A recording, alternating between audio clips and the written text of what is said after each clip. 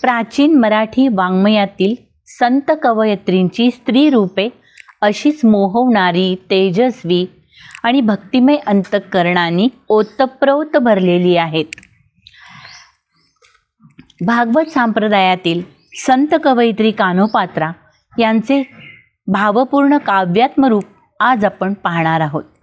स्त्री काव्यानुभूती ऐसी कळवळ्याची जाती, करी लाभाविण प्रीती अशी आहे. मंगळवेढ्याच्या श्यामा नावाच्या नर्तकीच्या पोटी कान्होपात्रांचा जन्म झाला. त्या अतिशय देखण्या आणि सुंदर होत्या. महिपती श्रेष्ठ संत कवी आणि चरित्रकार यांनी कान्होपात्रांचे वर्णन केले आहे. तिचे लावण्य पाहता जाण, देवांगना होतील लज्जायमान, मृत्युलोकी तिज समान, नाही विधीने आन निर्मिली. कान्होपात्रांच्या आईनं असं वाटत होतं की आपलाच व्यवसाय आपल्या मुलीने करावा. त्या वयात आल्या तेव्हा माता त्यांना म्हणाल्या, एखाद्या राजगृही आपण जाऊ, तुला राजवैभव प्राप्त होईल आणि अतिशय सुखाने आपण राहू. दिवस सरत होते. एकदा आषाढीला वारकऱ्यांची दिंडी पंढरीला निघाली होती. कान्होपात्रांना वाटलं आपणही पंढरपूरला जावं. त्यांनी आईला विचारलं की मी पंढरीला जाऊन येते. आणि त्या दिंडीबरोबर पंढरीला पोचल्या. विठ्ठलाचं दर्शन घेतलं आणि त्या विठ्ठल भक्तीत रंगून गेल्या. जन्मांतरीचे सुकृत आजी फळासी आले, म्हणून देखिले विठ्ठल चरण. निर्मळ मनाच्या कान्होपात्रा भक्तिरसात न्हाऊन निघाल्या. त्या पंढरीतच वास्तव्यात राहिल्या. नित्य साधना सुरू होती. माझे माहेर पंढरी, सुखे नांदू भीमा तीरी, येथे आहे माय बाप, हरे ताप दरुशने. निवारिली तळमळ चिंता, गेली व्यथा अंतरीची, कैशी विटेवर शोभली, पाहुनी कान्होपात्रा घाली. तिचे सौंदर्य सर्वदूर पसरले होते. तिच्या सौंदर्यानेच तिचा घात केला. बिदरच्या यवन राजाने तिला घेऊन येण्यासाठी राजदूत पाठवले. राजदूत आले आणि कान्होपात्राला म्हणाले की तुम्हाला राजांनी बोलवलंय. कान्होपात्रा म्हणाली, मी विठ्ठलाचा शेवटचा नमस्कार करून येते, तोपर्यंत तुम्ही इथेच थांबा. असे सांगून दर्शन ओढीने कान्होपात्रा विठ्ठल मंदिरात आत पळाल्या. राऊळात गेल्यानंतर परम विठ्ठलास अत्यंत आर्ततेने त्या विनवू लागल्या. पुरविली पाठ, न सोडी खळ, अधम चांडाळ पापराशी. देवा, मला या अधम चांडाळांच्या हाती देऊ नकोस रे बाबा. ती परोपरीनं विठ्ठलाला विनवीत होती. जीवाचे जीवलग माझी कृष्णाई कानाई, सावळे डोळस करुणा येऊ दे काही. तिची आर्त विनवणी पराकोटीला पोचली. हा दिनांचा कैवारी सखा पांडुरंग म्हणवतो, पण काय उपयोग. तिला खूप राग आला.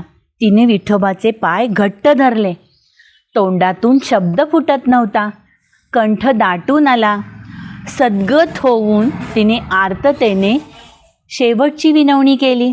हरिणीचे पाडस व्याघ्रे दरियले, मज लागी जाहले, तैसे देवा नको देवराया. अंत असा पाहू प्राण हा सर्वथा, जाऊ पाहे नको देवराया.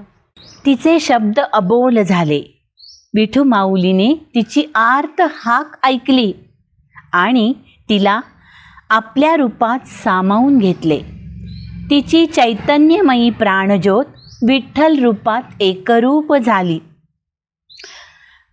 कान्होपात्रांचे भाग्य परम, हरिस्वरूपी झाली लीन. इकडे काय झालं, राजदूत दाराशी उभे होते. त्यांना कळेना कान्होपात्रा परत का येत नाहीये.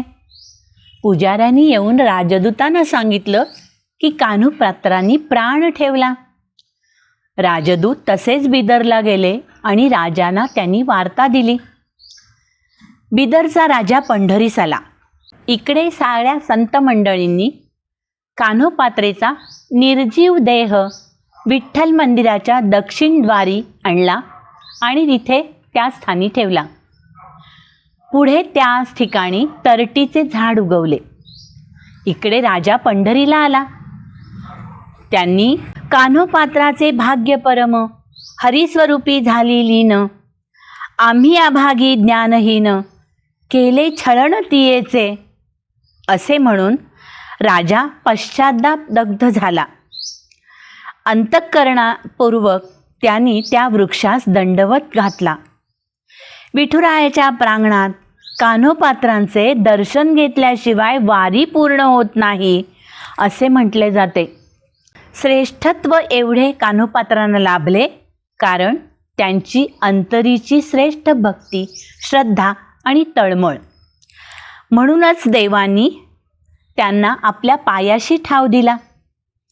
अशा कान्होपात्रांना शतशः दंडवत.